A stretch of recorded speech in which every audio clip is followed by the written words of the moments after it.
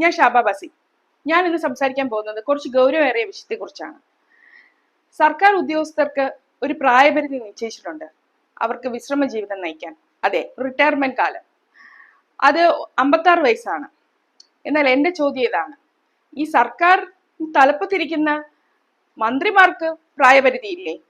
അവർക്ക് 56 വയസ്സ് കഴിഞ്ഞും 60ഉം 70ഉം വയസ്സ് കഴിഞ്ഞവർക്കും ഭരണ തലപ്പത്തിരിക്കാമോ? അതുപോലെ തന്നെ വേറൊരു ചോദ്യം കൂടെ ഞാൻ ചോദിക്കാൻ പോവാണ്. സർക്കാർ ജോലി അന്വേഷിച്ച് പോകുമ്പോൾ പല നിരവധി ചോദ്യങ്ങളാണ്.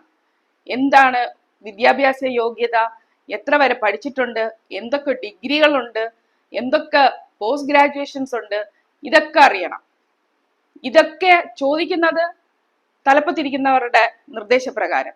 എന്നാൽ ഈ തലപ്പത്തിരിക്കുന്നവർക്ക് എന്തൊക്കെ വിദ്യാഭ്യാസ യോഗ്യതകളുണ്ട്, എന്തൊക്കെ വിദ്യാഭ്യാസം ഉണ്ട്?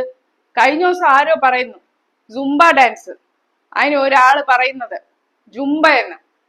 ഈ വിദ്യാഭ്യാസ യോഗ്യത ഉള്ളവരാണ് നമ്മുടെ തലപ്പത്തിരിക്കുന്നവർ. ഒന്ന് ആലോചിച്ച് നോക്കും, നിങ്ങൾ തന്നെ ചിന്തിച്ചു നോക്കൂ, ഇതൊക്കെ എന്താണ് ഇവിടെ നടക്കുന്നതെന്ന്.